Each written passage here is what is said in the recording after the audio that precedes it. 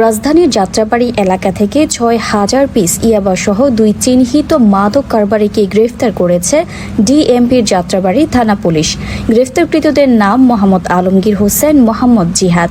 বুধবার ২৫ জুন ২০২৫ রাত আনুমানিক ৯টা ৪৫ ঘটিকায় যাত্রাবাড়ী থানাধীন রায়েরবাগ খানবাড়ি চৌরাস্তা এলাকায় অভিযান পরিচালনা করে তাদের গ্রেফতার করা হয়।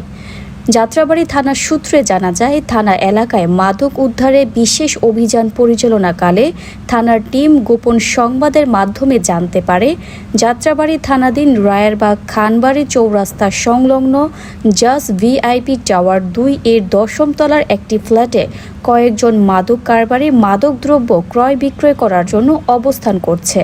এমন সংবাদের প্রেক্ষিতে থানার একটি দল সেখানে অভিযান পরিচালনা করে আলমগীর ও জিহাদকে গ্রেফতার করে।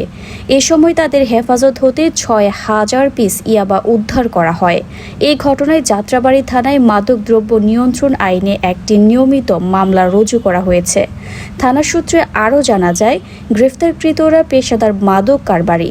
তারা দীর্ঘদিন যাবৎ অবৈধ মাদকদ্রব্য ইয়াবা সংগ্রহ করে যাত্রাবাড়ী সহ ঢাকা মহানগরের বিভিন্ন এলাকায় বিক্রি করত।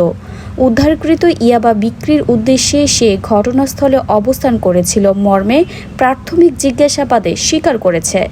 রেকর্ডপত্র পর্যালোচনা দেখা যায়, গ্রেফতারকৃত আলমগীরের বিরুদ্ধে খিলগাঁও থানা ও কদমতলী থানায় একাধিক মামলা রয়েছে। গ্রেফতারকৃতদের বিরুদ্ধে আইনানুগ ব্যবস্থা গ্রহণ প্রক্রিয়াধীন।